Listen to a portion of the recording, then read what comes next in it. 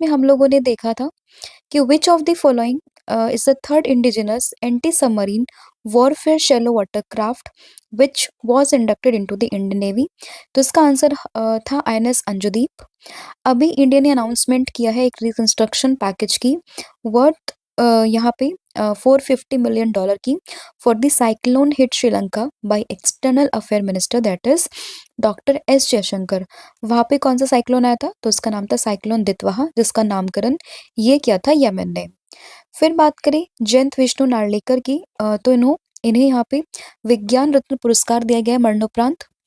इसके अलावा जो थीम है इस बार के नेशनल कंज्यूमर डे की, जो कि हम लोग 24 दिसंबर को मनाते हैं, तो इसकी थीम है efficient and speedy disposal through digital justice.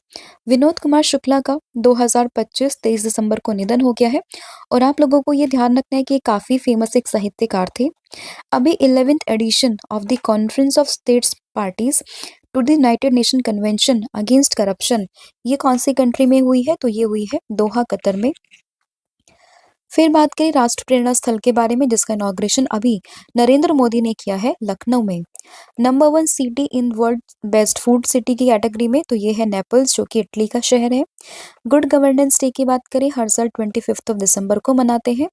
और हरियाणा का न्यू डिस्ट्रिक्ट, तो ये बना है Hansi. Asian youth para games 2025 में भारत ये है 7वें नंबर पर। और हेडक्वार्टर कहाँ है Indian council of forestry research and education का? तो ये है देहरादून में। इसके अलावा बात करें सात्विक साईराज रंकी रेड्डी और चिराग शेट्टी ने अभी जो BWF का वर्ल्ड टूर फाइनल यहाँ पर हो रहा था चाइना की हांगझाओ में, वहाँ पे ब्रोंज मेडल को जीता है। इसके अलावा अगर हम बात करें कि जापान प्रिपेयर कर रहा है टू रीस्टार्ट काशीवाज़ाकी कारिवा, एक न्यूक्लियर पावर प्लांट है, the world largest by the capacity. Khelo India tribal games की बात करें 2026 में, ये होंगे छत्तीसगढ़ में। और इंडिया का लार्जेस्ट सर्कुलर स्टोन लैब्रिरिंथ ये कहाँ पर डिस्कवर हुआ है? तो ये हुआ है महाराष्ट्र में, राइट। इसके अलावा कल हमने ब्लूबर्ड ब्लॉक 2 कम्युनिकेशन सैटेलाइट को डिस्कस किया था, जिसको कि इसरो ने अभी लॉन्च किया फ्रॉम दी श्रीहरिकोटा। जो रॉकेट यहाँ पर इस्तेमाल किया गया that is LVM-3 M6 rocket. And ये अगर हम बात करें ये blue bird block 2 communication satellite, ये 6th operational flight of launch vehicle mark 3 थी, ये आप लोगों ने ध्यान रखना है। इसके अलावा हम लोगों ने अरावली हिल्स और अरावली रेंजेस के डेफिनेशंस को यहाँ पे देखा था, जिसमें कि अभी सुप्रीम कोर्ट ने इनको नोटिफाई किया है। और जो 20th नवंबर में जो यहाँ पे एक रूलिंग दी गई थी बाय द सुप्रीम कोर्ट, तो वहां पर भी अरावली हिल्स और अरावली रेंजेस इनके डेफिनेशंस को वहाँ पे क्लियरली मेंशन किया हुआ है। ठीक है, तो ये हम लोगों ने कल डिस्कस किया था। अब हम शुरू करते हैं आज की क्लास को। तो फर्स्ट क्वेश्चन होगा that recently which state has been officially restated as a tiger bearing state after a gap of 33 years. तो 33 सालों के बाद में कौन सा स्टेट वापस से यहाँ पे एक टाइगर बियरिंग स्टेट यहाँ पे बना है? तो आप लोगों को ध्यान रखना है किसके बारे में, दैट इज गुजरात, यानी कि ऑप्शन नंबर ए। हालांकि अगर हम बात करें टाइगर स्टेट की, तो हम लोग सभी जानते हैं मध्य प्रदेश को टाइगर स्टेट ऑफ इंडिया के नाम से जानते हैं। सबसे ज्यादा नेशनल पार्क, सबसे ज्यादा टाइगर रिजर्व आपको वहीं पर ही देखने के लिए मिलेंगे। लेकिन अभी जो ऑफिशियली यहाँ पे डेटा आया उसके according after a gap of 33 year वापस से जो गुजरात एक तरीके से वहाँ पे टाइगर बियरिंग स्टेट यहाँ पे बन चुका है, मतलब टाइगर्स की संख्या वहाँ पे बढ़ती हुई नजर आ रही है। तो आपको इसमें ऑप्शन नंबर ए को ध्यान रखना है, राइट। और इस चीज का जो ये अनाउंसमेंट करी है या फिर जो टेकन जो स्टेप जो डिसीजन यहाँ पे लिया गया है, वो लिया है नेशनल टाइगर कंजर्वेशन अथॉरिटी ने, that is NTCA, which has confirmed that Gujarat inclusion in the All India Tiger Estimation 2026 following sustained evidence of tiger presence in the Ratanmahal sanctuary. तो बेसिकली बात ये है कि गुजरात में ना अभी जो टाइगर की प्रेजेंस है ना वो देखी जा रही है, धीरे धीरे टाइगर्स की जो संख्या है वो वहाँ पे बढ़ती हुई नजर आ रही है। और इस चीज की अनाउंसमेंट NTCA के द्वारा यहाँ पे की गई है, राइट। एंड ये सब क्यों हो रहा है? क्योंकि अभी आपने देखा होगा प्रोजेक्ट टाइगर के बारे में, जिसके थ्रू काफी सारे जो टाइगर्स हैं वो भी दूसरे स्टेट से अपने भारत में हम लोग जो है इम्पोर्ट कर रहे हैं। और मतलब दूसरे कंट्री से यहाँ पे हम लोग इम्पोर्ट कर रहे हैं, तो वो अभी हम काफ़ी न्यूज़ में उस चीज़ को भी देख चुके हैं। तो उन्हीं सब मतलब चीज़ों के चलते हुए हमारे देश में जो टाइगर की जनसंख्या है, वो यहाँ पे बढ़ती हुई नज़र आ रही है। ठीक है? तो ये आप लोगों ने इसमें ध्यान रखना है।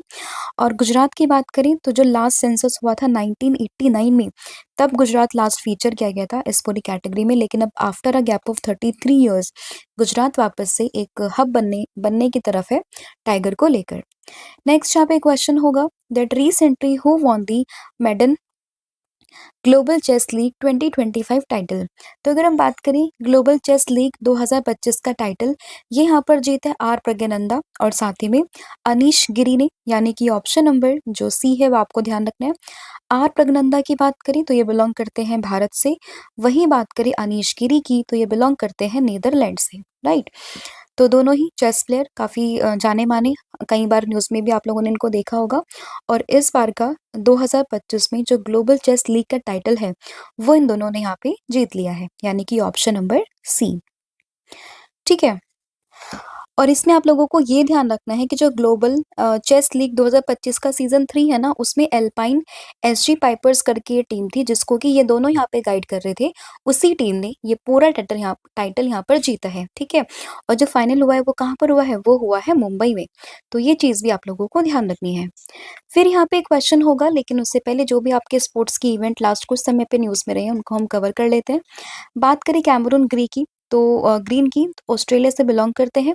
और इस बार का जो आईपीएल ऑक्शन हुआ है, जो कि अबू धाबी में हुआ था, उसमें केकेआर ने सबसे हाईएस्ट अमाउंट पे इनको यहाँ पे खरीदा है 25.20 करोड़ रुपीस में। गोल्ड मेडल यहाँ पर जीता है मनु भाकर, साथ ही में सिमरनप्रीत कौर ने at the 68th national shooting championship. Jharkhand ने यहाँ पे सैयद मुश्ताक अली ट्रॉफी को जीता है पहली बार। स्क्वैश वर्ल्ड कप जीता है भारत ने हांगकांग को हराकर। जसप्रीत बुमराह ये बने हैं first Indian bowler ever to take 100 wickets in all three international format that is Test, ODI and टी20। जेरूसलम मास्टर्स को जीता है अर्जुन एरिगेसी ने। खेलो इंडिया यूनिवर्सिटी गेम्स, इसमें जीता है चंडीगढ़ यूनिवर्सिटी। पीएनबी बैंक की फर्स्ट फीमेल ब्रांड एम्बेसडर बनी है हरमनप्रीत कौर। एंड साथ ही में sports event of the year awards में अगर हम बात करें emerging professional sports of the year, तो ये बना है archery premier league. World athlete of the year men's category में तो ये बने आर्मेन डुप्लेंटिस, जो कि स्वीडन से बिलोंग करते हैं। विमेंस कैटेगरी में बनी है सिडनी मैक्लोरन, जो कि यूएसए से बिलोंग करती है। वर्ल्ड स्किल्स एशिया कंपटीशन में भारत 8 नंबर पर है, और पहली बार इसमें भारत ने डेब्यू किया था, जो कि हुए थे चाइना के एक शहर में। CNN news 18 Indian of the year ये बने हैं मतलब ये अवार्ड मिला है जय शाह को। नेक्स्ट आपका क्वेश्चन होगा Akash next generation missile system has been developed by which organisation. तो किस ऑर्गेनाइजेशन ने यहाँ पे इस पूरे नेक्स्ट जनरेशन मिसाइल सिस्टम को डेवलप किया है? तो इसको डेवलप किया है डीआरडीओ ने, यानी कि defence research and development organisation, यानी कि ऑप्शन नंबर ए आप लोगों को ध्यान रखना है। ठीक है? तो अभी न्यूज़ में है ये पूरा का पूरा सिस्टम। इसमें क्या था?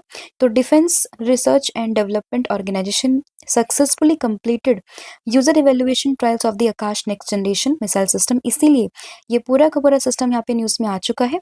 अगर हम इसकी बात करें आकाश एनजी की, it's a modern surface to air missile defence system which is developed by the DRDO and produced by the Bharat Dynamics Limited. तो बेसिकली इसको डेवलप तो डीआरडीओ ने किया है, लेकिन इसको प्रोड्यूस किसने किया है? बीडीएल ने किया, यानी कि भारत डायनामिक्स लिमिटेड ने।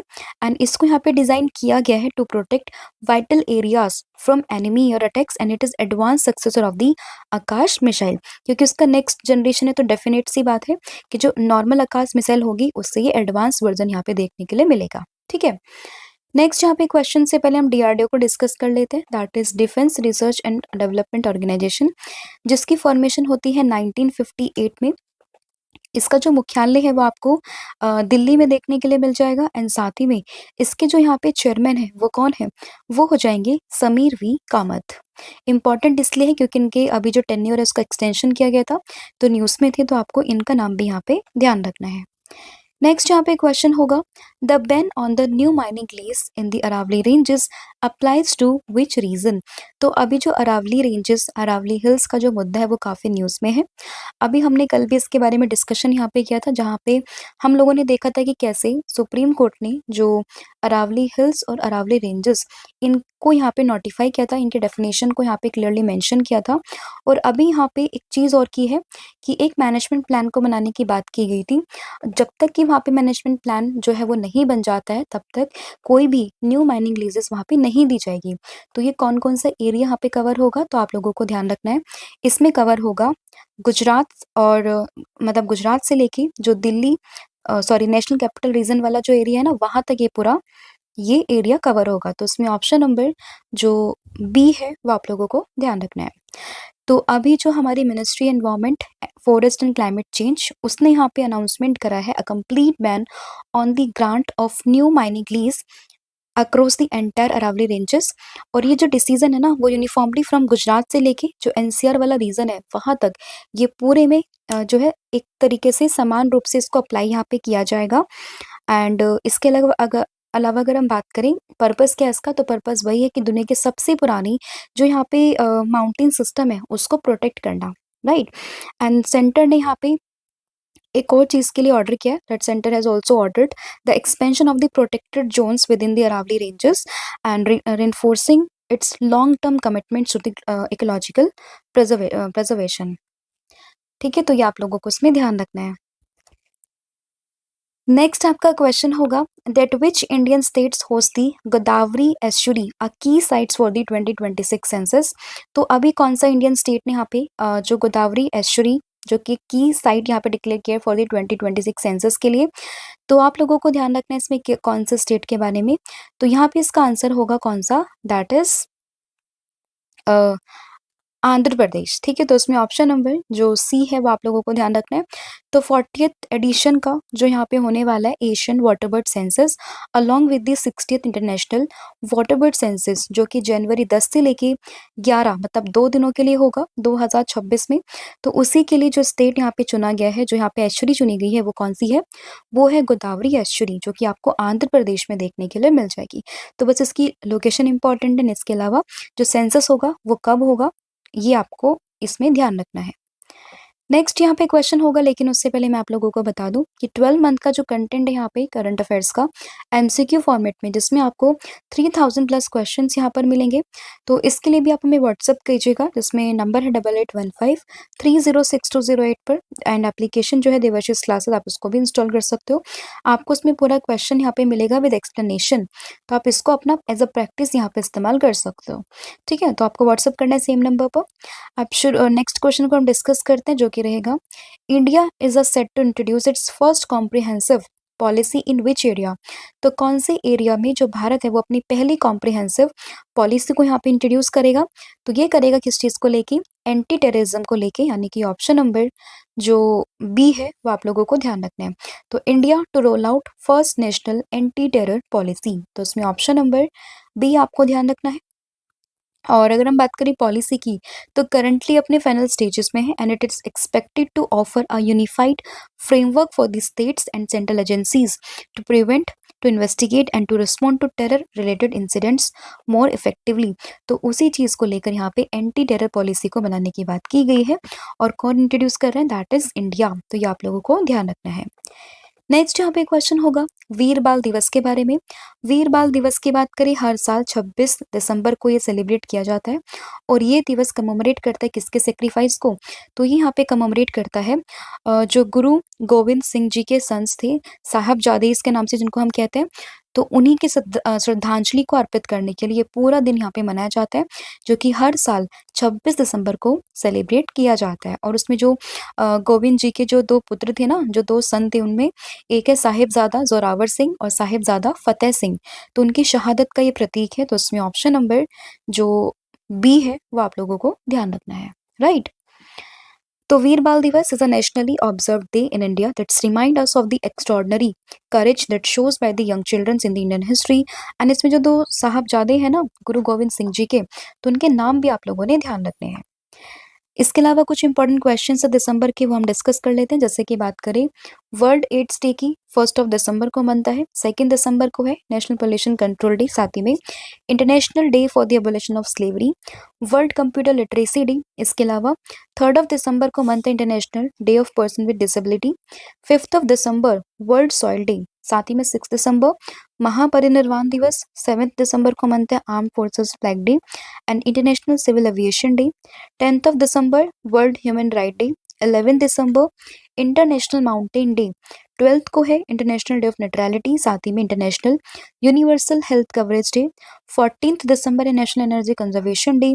16 दिसंबर विजय दिवस। इसके अलावा 18 दिसंबर को इंटरनेशनल माइग्रेंट डे। 19 दिसंबर गोवा लिबरेशन डे।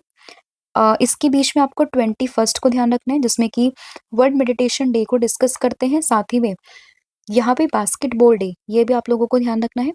22 दिसंबर को मनता है नेशनल मैथमेटिक्स डे एंड 23 को मना है नेशनल फार्मर्स डे एंड 24 को मना है national consumer rights day. Next question, Salim Ahmed has been appointed as the chairman and managing director of which organisation.